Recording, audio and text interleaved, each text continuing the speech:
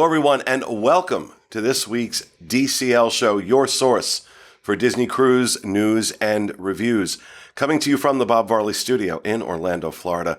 I'm your host, Pete Werner, joined at the table this week by my good friends, realtor with movingtoorlando.com, Mr. Drake Shadwell. Hey, everybody. Senior editor of the Diz, Ms. Jackie Gailey. Hi, guys. Dreams Unlimited travel agent extraordinaire, Miss Elaine Edwards. Hi, friends. And Diz associate editor, Ms. Denny Sunderland. Hey there. And the title's going to change soon. Ooh. Title's going to change soon, maybe. Oh, yeah? Yeah. Oh. Yeah, she's going to become senior editor. I'm kidding. No I'm kidding. way. What a way to find out. No What a way to way. find out. And of No course, way. back in the production nook, our an awesome producer, Mr. Craig Williams. Ahoy, hoy. So glad to finally be back doing these shows. You know, because it's the universe works funny because, you know, we launched DCLfan.com, our DCL Fan Facebook group, which is like blowing up, and the show in January of 2020. Thinking, oh, you know what? I'm going to do this gives me an excuse to do a lot of cruises this year. Yeah, not so much. Not so much. But, and of course, I was scheduled to be on the first voyage of the Dream back in August and decided at the last minute that I really wasn't comfortable. And I wanted to wait until I was. And I'm glad that I did. I'll be honest. I'm glad that I did wait. And I didn't want to start doing these shows again until I felt comfortable going back on the ships. And of course, as is usually the case, it's the women who are the brave ones. Because Jackie went on a cruise, Denny went on a cruise, Elaine went on a cruise, and the men, not so much. Not so much. So I thought, okay, well, we've sent the canaries into the coal mine and they came out all right. So I can go now. So I just did, Drake and I just did a 4-night on the Dream last week. And I thought to start off, to reboot this show, we should talk about what it's like back on board. Because I didn't know, I mean, I'd heard what you guys were saying. I've heard what folks in the group have been saying and on the site. And, you know, I was kind of taking that all in, but I really didn't know what to expect. I really didn't know what to expect. And there are changes. There are definite changes in the procedures and what we're used to, especially this was I believe it was my 42nd I think that's, Disney that's cruise. Wow. Because I actually sat down and, you know, I went through my Castaway Club and counted. That's so much fun. And I'm like, really? Oh my gosh. Really? You've done that many of them? Again, I get the privilege of doing this for a living, so, you know, it kind of helps. But, you know, I was curious to see how different it would be. And most importantly, would those changes impact the experience? Would it take away from the experience? And I am so happy to report the answer to that question, personally, is absolutely not. Absolutely not. It did not distract or detract from the Disney cruise experience for me at all. Of course, and you know, we'll get to everybody talking about how you felt about it, but we do need to just some full transparency. First of all, almost forgot, this show, along with everything we produce, brought to you by DreamsUnlimitedTravel.com, of which I am one of the owners. If you are looking to book a Disney cruise vacation, please consider supporting Dreams Unlimited Travel.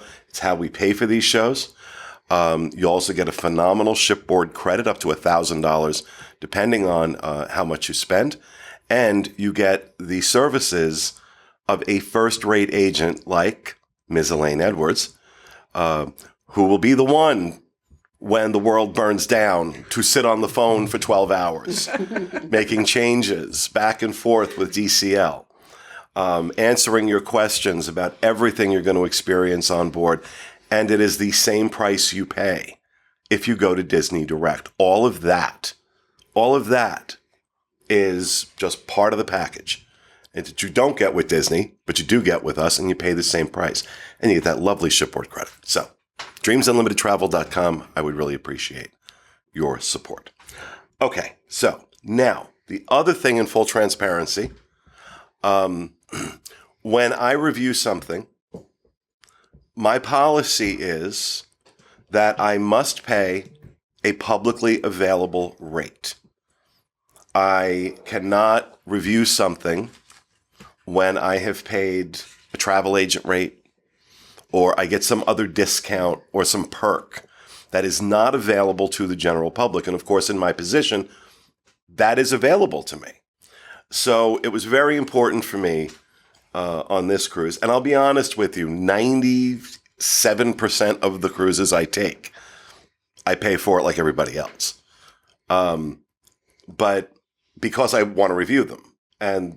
But I am making a little adjustment to that policy today.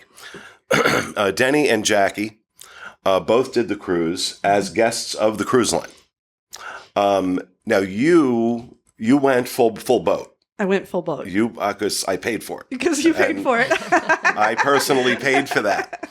So I know she paid everything. And of course, Drake did the sailing with me. So he paid full boat. But I just want to make sure that we are fully transparent about that fact as we go into this. And yes, I'm pretty much the only one who does that. And I have no trouble touting my own horn because I think it's a really good policy. And I think in this day and age on the internet, it's important because you get a lot of people that take free cruises, don't disclose it. Yeah. And they're like, oh, it's wonderful. It's wonderful. It's wonderful. Well, you know what? It's wonderful for you because it was free. Hashtag hosted. Yes. And so I like to make sure we get that very clear up front. And since I was paying full boat, no pun intended, I'm like, screw it. I'm getting a 1-bedroom in concierge. I want to enjoy this. Love that room. And we did a really cool, we'll put a link to it in the show notes. We did a really, really cool 3D tour of the 1-bedroom on the Dream. And we posted that on the DCL fan Facebook group, which you should absolutely go and join. And they loved it. They loved it. They went nuts. Yeah, they went pretty nuts incredible. over it. They did, yeah. And so we'll make sure there's a link down in the show notes about that. If there was a kitchen in that 1-bedroom stateroom, I would have a really big problem not wanting to just move in. You would move it. That's It's got everything you need for a couple. Your coffee mate, Yes. and a Keurig, The and you're good to fridge, go. yeah. That's all you need. And honestly, that disappoints me that there's not a Keurig in that room. Yeah. That there's not a Keurig in that room. Because I was hoping they added one. So I bought a box of K-Cups just in case. Just in case. Man. But all right, so let's talk about the process. Obviously, one of the big changes for sailing on DCL, you must be vaccinated. You must be vaccinated, and when you book your cruise, you have to go to safepassage.org, I believe it is. So there's actually a special DCL link that they will email you a link to when it's time. And then you are going to upload all this information that they need. Yeah. Then when you get to the port, you need to take a COVID test. The longest 45 minutes of my life. It was, you get there, you administer the test. You've got people there. You administer the test yourself. And then you go into a waiting tent. It was very contagion, with the, people wearing the hazmat suits and, the tents and stuff. And you wait to get an email. telling you that you are clear to board.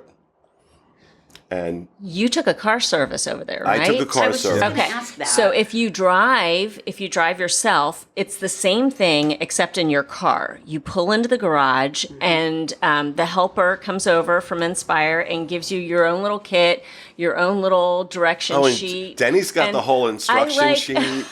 I keep all the things in case we ever need all the things. And so she came over and really kindly, very succinctly said, okay, this is the process. This is what you do. So anybody who arrives via taxi or rideshare or car service goes into the tent.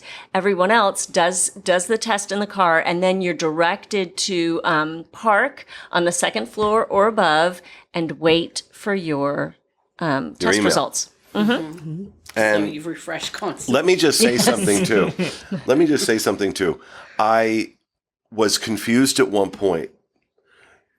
The friendliness and the attitude of the Inspire folks. For a second, I thought they were DCL cast members. Yeah. I'm like, wow. Kind, Wow. very Like that's, kind. Yeah. they were wonderful.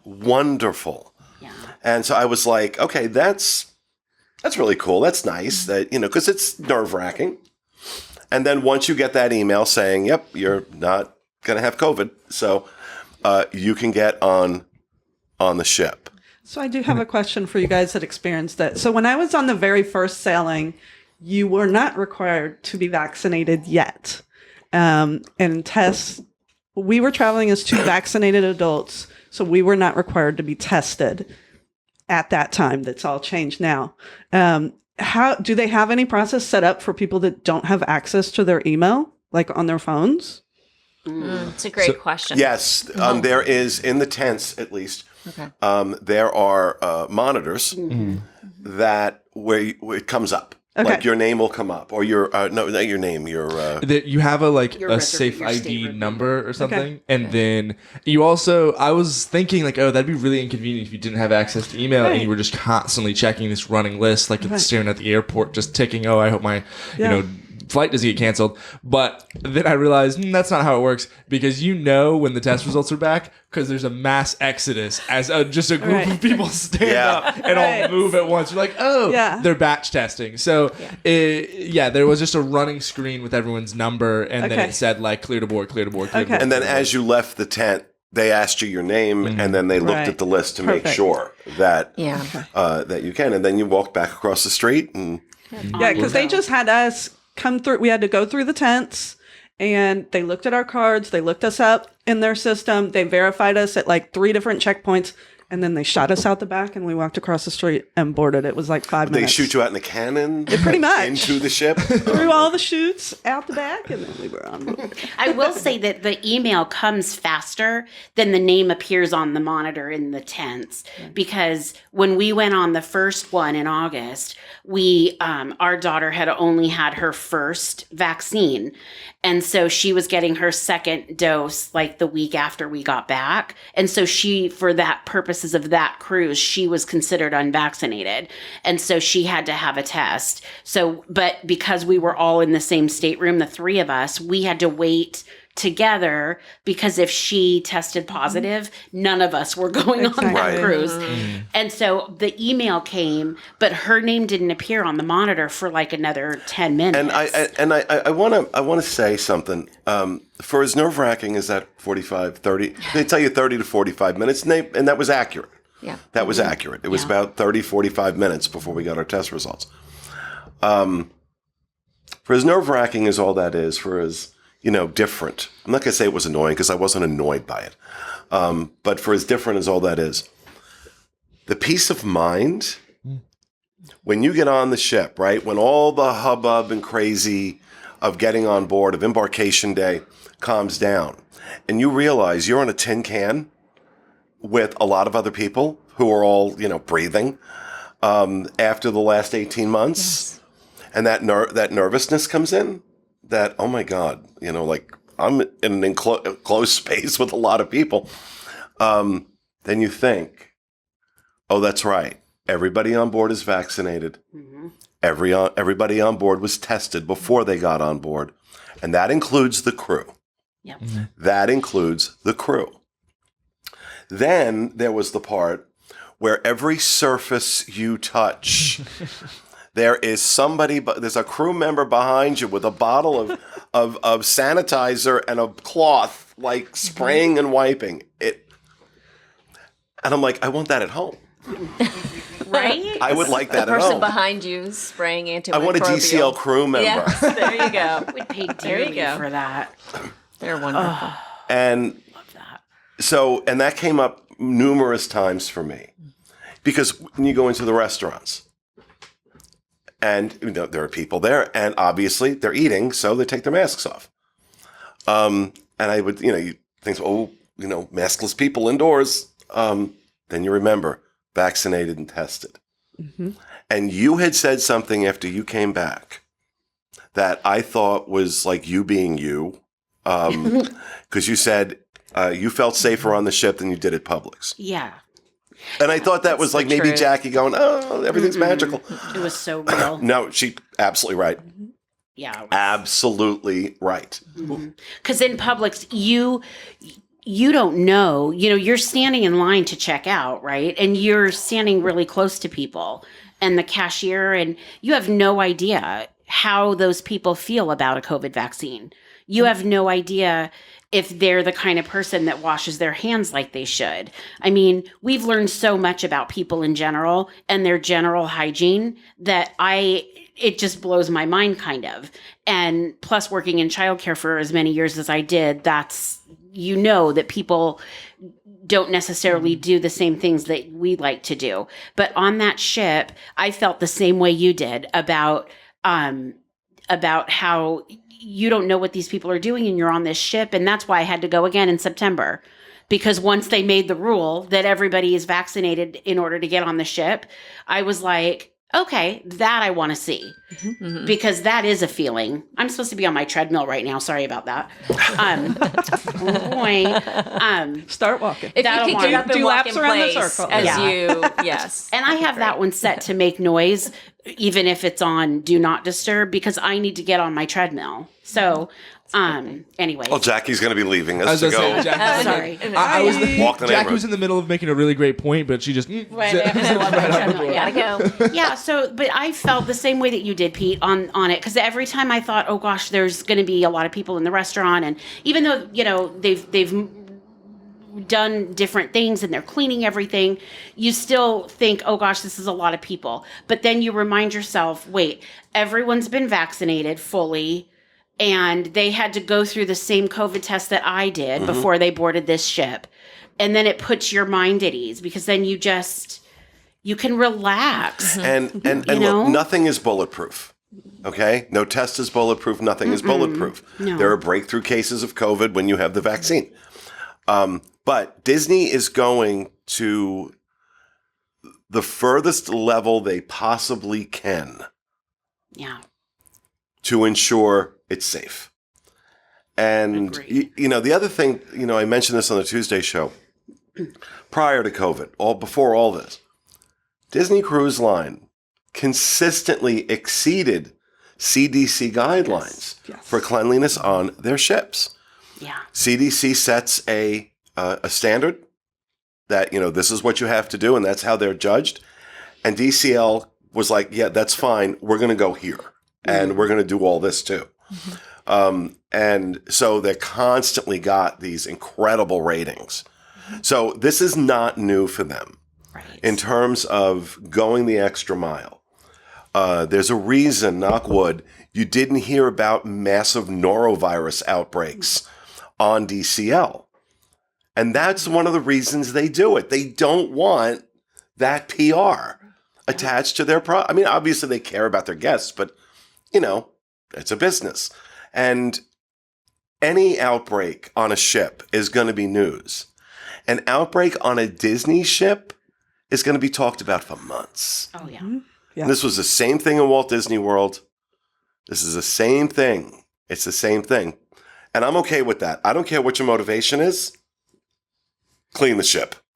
Yeah. Just keep the ship clean. And they certainly did. Now, getting on board. one of the things that you always do when you get on board is you go somewhere for your lunch. And for me, it's usually Cabanas. And we did go up. Well, first, before we get to that, I want to also mention this was Drake's first cruise. Yeah, everyone was talking about like getting back on board and what the difference was of being back on board, and I was like, one of these people is not like the other. Well, and that's the thing. I was sailing. The person that came with me had never been on any cruise ever before. And so this was his first time. And so I was constantly asking him. And like after we got back in every sail, I'm like, what did you think? Like, did the policies and the restrictions, like, did this affect you? And he's like, well, I've never sailed before, but that was absolutely amazing. And like, he's ready to go back again. So it's, I mean, and I haven't asked you, so I don't know if you feel the same way, but I don't feel like even for a first time cruiser that they're missing out on anything at this point, The restrictions didn't feel prohibitive to the experience. Right. Like the 45 minutes you had to wait for the vaccine, not for the vaccine, for the test. I, pulled up my Kindle and read. Oh no. The wearing a mask indoors. Well, I spent most of the time on the deck. Like I spent most of the time outside. The small brief period from like walking into the restaurant. Well, I wasn't terrible. The interactions with characters, because that's my thing. I love talking to the characters. It actually freed like Tiana and Rapunzel and Belle up a little bit. I'd say. I mean, I don't want to speak for the performers because I haven't performed in that environment yet. But you get to have an interaction where there's distance, so people aren't going directly for a picture, so you get to talk. And so if you get a good performer, so yeah, like there were other things that I thought were actually kind of good. Like, but to answer your question, I do not think that it took away from my experience. I think like the restrictions were not overbearing. I didn't feel constantly reminded that we were in the middle of a pandemic. Like that wasn't constantly ticking like the New York, like Stockton in the back of my head, like, what's going on? It wasn't. I had that breath of fresh air. I had that ability to just kind of relax and sink into a vacation, which I think is really hard, even in Walt Disney World. Anywhere. Well, let's be honest. Relax is a relative term. Obviously, as a realtor, and especially a realtor with a lot of clients, he has a lot of clients that are in like the final phases of their process. So the entire cruise. He's like, oh, excuse, I got to go take this call. I got to go. And so. Yeah, well, I mean, there's a difference between taking a call on a beach and taking a call in an office. I like working in Orlando. Amen. To get me wrong. Preach, brother, preach. Well, and I want to speak for a second when you were talking about the masks. Yes. I have a lot of clients that ask me, and they're concerned. They're like, I don't want to spend a week on a cruise ship wearing a mask. And that is really, really one of their sticking points. And I have explained to them that truly the times that I was wearing the mask, and I'm like walking back and forth from my stateroom. Yeah. Right. I mean, because if I'm at dinner, my mask is off. When we were in the lounges, I mean, we were eating and drinking, so my mask was off. When I was playing bingo, my mask was off because I was, drinking and I had a snack and that kind of thing. Anytime you'll out notice on the deck. she drinks a lot. Oh my gosh. So, I mean, and when I was out on deck, I mean, your I was mask drinking. It's true. But so I really had my mask on a very limited amount of time comparative to the whole time I'm on the ship. I have my mask on more when I'm in Disney World than I did when I was on the ship. I agree. And we'll think about if you've been on a cruise before, like I couldn't do this because I hadn't been, but think of how much time you spend indoors. Like take the time to kind of just go through your itinerary of like, oh yeah, I don't really want to be inside all that much. I want to cruise. I want to be on deck. I want to be in those seats. I want to be on the aqueduct. Like most of the things you do, you don't want to be in the environments where they require the mask. I don't think in the elevator. I mean, if you now, see, my big concern was in the spa. Now, two services I love to get, and I get on every cruise. I get my deep tissue massage, and I get a facial. And when I was online booking spa appointments before the cruise, Massages were available, facials weren't. I'm like, oh, they're requiring masks in the spa. Am I going to have to wear a mask during my massage? I don't know how I feel about that. I was relieved to find out that 2 sailings before my sailing, they put air purifiers in every treatment room so that you did not have to wear the mask during the massage. And when I got on board and I said, I wish you guys were doing facials, they're like, we are. I'm like, oh, back me in. Back me in. And so that was nice. Now, obviously, the estheticians, the massage therapists, they're all wearing masks. And then they have these big, it looks like something out of Star Trek. There's like big thing sitting on a table for this tiny room to purify the air and to sanitize the air. And I'm like, okay, all right, I'm good. And they let you take your mask off when you're taking pictures with the characters as well. Oh, yeah. Which is That's true, which yeah. is very, very nice. And they have characters roaming the top decks. Oh my so there are a gosh. lot of pictures where that you get to have now that you never got to have before. Like Yeah, they Donald have Duck new, is just like, roaming. He's free roaming duck experiences. right now. Yeah, there's like brand new like character like experiences It's- going on, and like the green soldiers from Toy Yep. Story, and Now- Yeah. So cool. That's what I love about this with characters now, even at the parks, at the theme parks too, because we all have those pictures as our kids are growing up, standing with Mickey, smiling.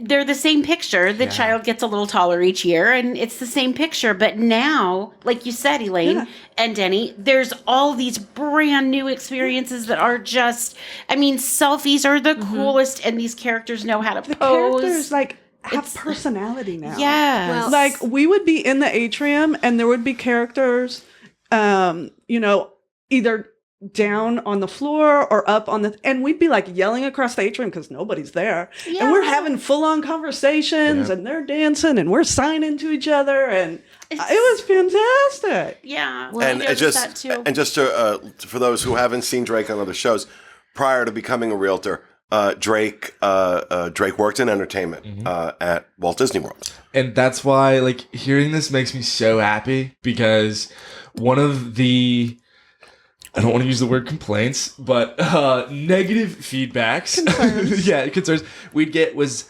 in Walt Disney World. Disneyland is different, but in Walt Disney World, exactly what you said about it's the same pictures. You're just, and that's all the interaction is. Oh, hey, enter name here. Oh, would you like a picture? Let me sign your book. And then you were well and on your way. I'm crossing my fingers. There's no reason I have to that this is what they're going to do, but I really hope they take this to reimagine entertainment, to having the characters be entertainers, not just people in very nice costumes that you get to take pictures with. Because if you have this space to do a show, to give them the freedom to start, and I'll say to guests, like, the characters want to interact with you. Right. Like, give them the freedom to, and they will. Like, show them that you won't get offended by them having a good time, and they will have a good time with you. You got to remember, they don't know who you are, so they don't want to offend you by, like, being over the top, being a lot of fun. But if you give them that energy, they're going to pop off. And I saw that a lot on, like, when I was on Castaway Key. I started playing around with Pluto and, like, playing fetch and all these different things. And the character immediately popped into it and was super happy to do it. They just need to know that you want to do that. And they have the space to do it now. And it warms my heart that, that is becoming more common. Part of the reason I think that they feel that freedom right now is because there isn't a horde of people lined up waiting to get that one really quick same snapped pic that everyone else is getting. Like, there is, with lower numbers on the ship, there's greater freedom. Like, we sat in the lobby for a bit one day and just watched some of the characters interact with little ones. And when there were only like a handful of little ones. Like, normally it would be an atrium filled with little ones, stuffed into princess dresses and crowns and hairspray and everything else. And now you didn't have to worry about that. The kids could just have fun with their favorite characters. And it was so much fun to watch. And it is, and coming from the other side, that is a phenomenal experience. My favorite experiences were when I was hanging out with a friend and I got to just to take the time to make a little one's day. Like, and I mean, I've Oh, been the with women are just melting right now. and it was There's Those all are this. some of my best memories of my kids being little. Is those characters? Because you just, as a makes me parent, cry. you look at it through their eyes. When you become a parent and you start taking your kids to Disney World or on the ship, it's like your joy comes not from your vacation. Your joy sees them having fun on their vacation. Yep. And seeing you get joy, hearing Right. that from someone who gives that joy to people, know how valuable it is, truly. I mean, my kids are grown-ups, and I could sit here and cry like a baby at some of the experiences we had at Disneyland and some of those characters when they were little. it's why the characters do what they do. Like, it's why they're there. It's you wade through the pictures and the autograph books because we understand that you want that. We understand you want that in a frame. You understand you want the picture, and we learn to do it. But when the characters get to, I don't know, I don't want to override this show talking about character stuff. Yeah, we need to move on a little bit. I apologize. Yeah. It's great. It's great. I think it's a great perspective. And it's an important part of a Disney experience, especially on cruise line. And so I think having somebody that can speak from that perspective is great and clearly. And what it truly comes down to, when you go on these ships, the magic is still there. Is what Yes. it really comes down Things to. are different. There are things that are different. Like the sail away party is my favorite time of any of the cruises. I just want to dance I want to do the Cupid shuffle upstairs on the top deck. Thank you very much. And as long as I get to do that, the cruise has begun. Like, I want to watch as we pull away from the terminal, and so that's different now. It's a certain amount. I think it's 8 parties are greeted in the atrium. Mickey, Captain Minnie, and Captain Mickey come and do a little show, a little song, a little dance, and then off you go. Like, that's it. There's no fanfare when you're pulling away. Yes, they do blow the horns, but it's not something, they don't want to gather a large group of people together. And so it's just different. So it's good to know that, if that's important to you, that embarkation is a little different. No less magical, just different. And I also want to point out that, we were on the Dream. Ship holds, I think, 4,200 people. 4,000. 4,000. There were 1,600 on board. And the first day, I'm like, oh my God, this is fantastic. But the second day, I started realizing that those people, when you have a full ship, there's a vibe, there's an energy. And I'm like, okay. I mean, I'm like, this is fine. I'm not, not complaining that we don't have a full ship. But I did notice that. That was the one thing I did notice. The vibe was a little different. Not enough to ruin anything. But I also sat up on deck because I'm a drama queen.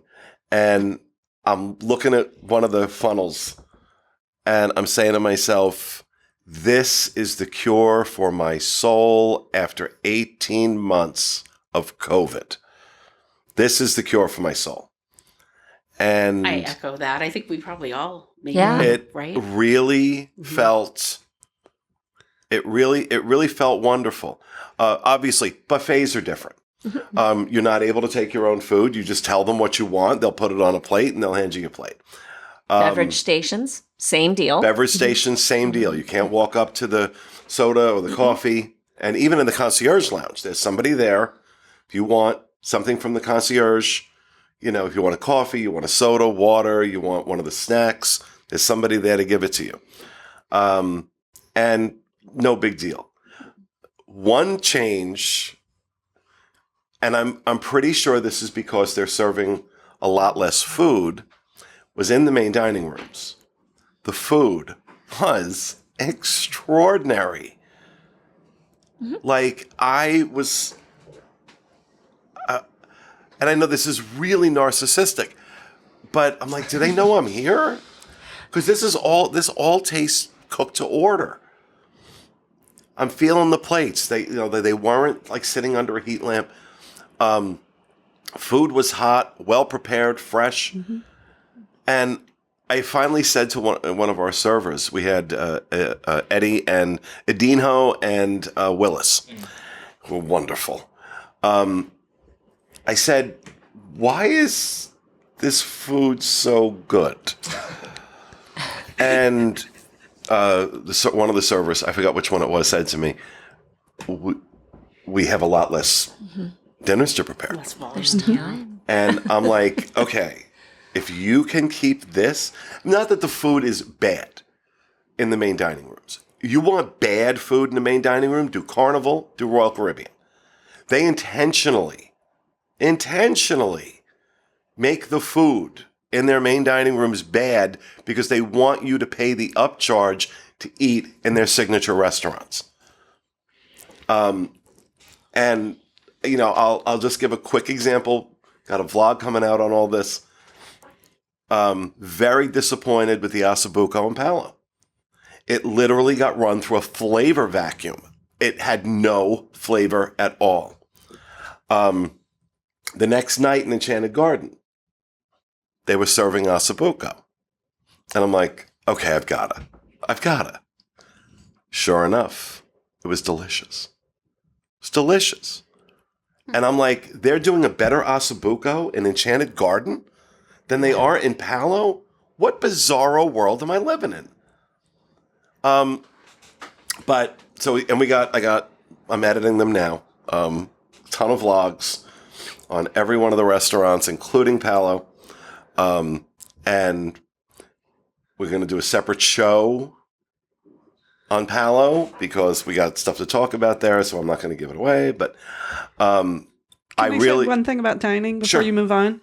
Just because I get all of the questions and I answer them many times a day, so it's easy just to let people know that for dining, it is it's private tables only. So you are no longer seated with other people that aren't in your party. I was so happy about that. Everybody has a private table. However, if you are traveling multiple staterooms and your travel agent links them all together, you will still be seated together with those multiple staterooms. But you don't have to call in and request a private table. Everybody's on private tables. They also are staggering the seatings. So if your dinner, if you're on main dining and it's 5:30, you'll actually get a time, and I think it's a half an hour span. And they'll say, you know, oh, your time is actually 5:45, or your time is actually 6 I think that also has something to do with the food, how good the food has been.